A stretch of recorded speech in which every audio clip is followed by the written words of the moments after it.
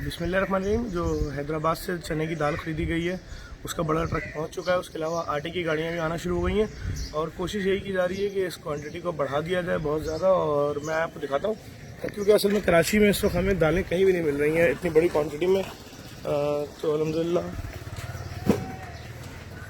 ये हैदराबाद और कोटरी से आई, नहीं आटे का ट्रक भी आया, खाली हो रहा है।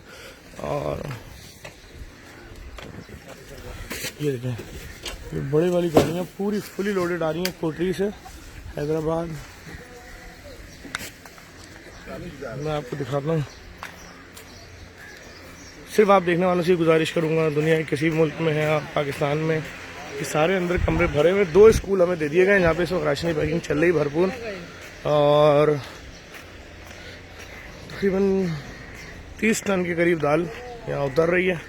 ये सब सिर्फ चने की दाल ही है।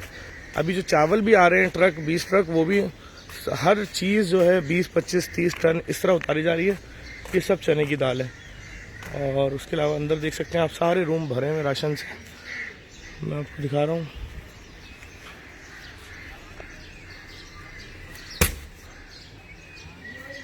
आप तमाम लोगों से यही गुजारिश करूँगा, जेडीसी का साथ दें भरपूर तरीके से। जेडीसी बिला तफरीक़ रंग व नस्ल लोगों को राशन पहुँचा रही है उनके घरों पे।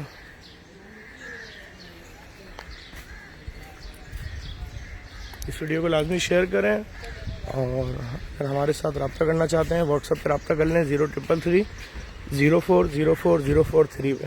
Thank you.